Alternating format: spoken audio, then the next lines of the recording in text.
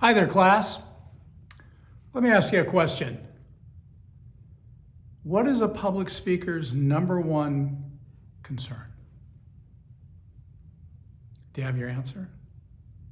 Now, I'd like you to turn to page 3 in Empowering Speech, Directive 2, where I'll give you the right answer. A public speaker's number one concern is always their audience.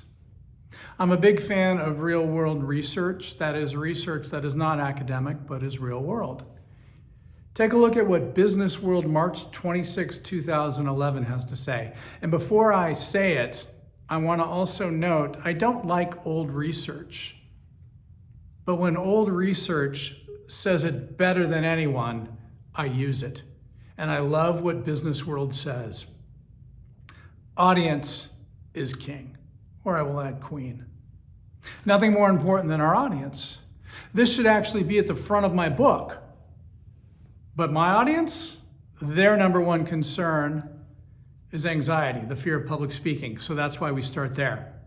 But you, as a public speaker, each and every time you are given the privilege, emphasis on that word privilege, to speak, you want to acknowledge your number one concern, and that is your audience. And you do that by asking yourself and answering 3 simple questions. Who is my audience? What do they want? And how will I give it to them?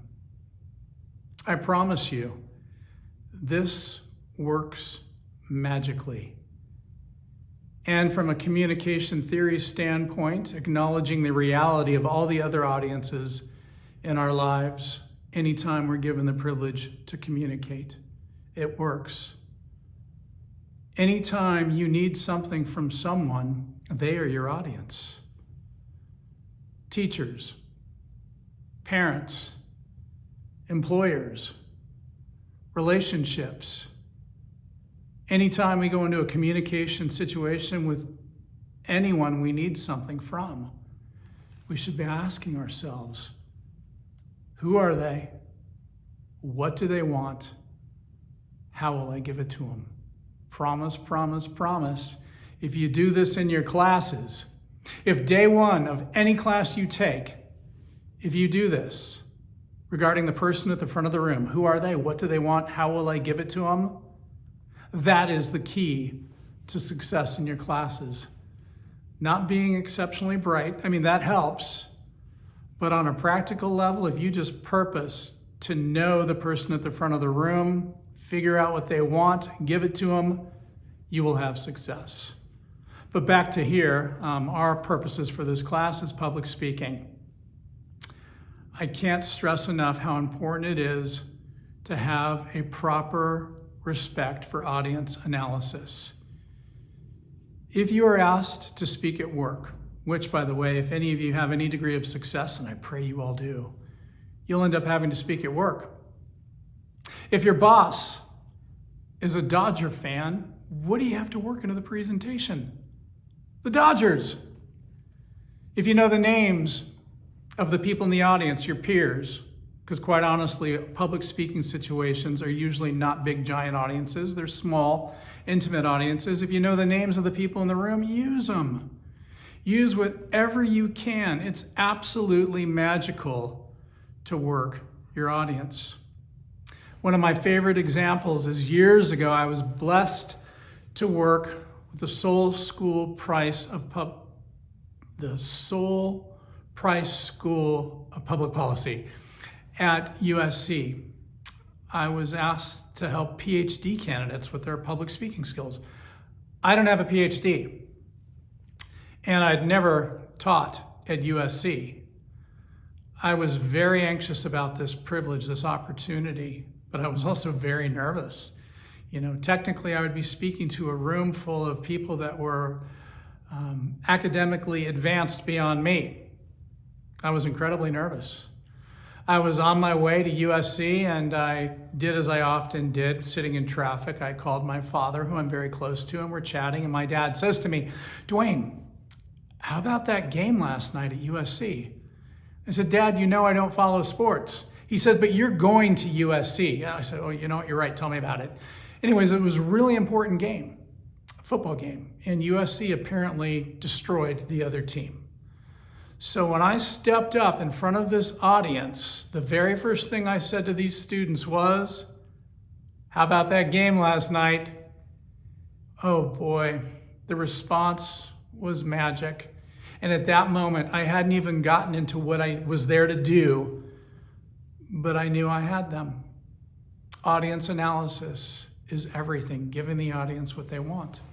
And sometimes we don't have the opportunity to get any information about our audience. You know, often you can call or speak to somebody like I did with my father, but sometimes we don't have any avenue.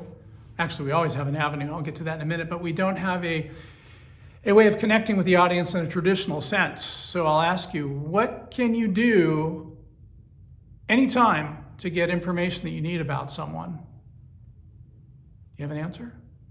Now I'll give you a hint. It rhymes with oogle. Google. Years ago, I had the privilege of working with a Chinese group, a very traditional Chinese group, that oversees much of the business between Los Angeles and Hong Kong. It was a really big deal. And I would be spending the entire day with them, 6 hours, and I was very anxious about it. I wanted it to go well. Anyways, halfway through one of the presentations, I had done a PowerPoint. And in the PowerPoint, I used a bunch of information that I got from Google. I put in my PowerPoint for them the company's mission statement, their goals, their objectives, their plans for the future. Halfway through the presentation, the woman who hired me in the back of the room was giggling, and it wasn't at a humorous moment, so I was kind of curious as to why she was giggling. At lunch, she walked up to me and she said, do you want to know why I was laughing during your presentation? I said, I do. And she said, because you were teaching the company about the company. This was a very, very serious woman. She never smiled until that moment.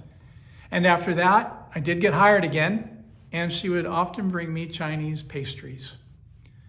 Connecting with the audience means everything. In this class, what it means is points. In the real world, it could mean money. But in here, it means points. So with that, connect with this audience, your instructor. When you're putting together your presentations, look at the directions. Give me what I'm asking for. Look at the examples. Compare your work to the examples. Promise, if your work looks like the examples, you will get what you want from this audience, which is points. So with that considered, always, always remember, anytime you're given the opportunity to speak, your number one concern is the audience. Ask and answer 3 simple questions.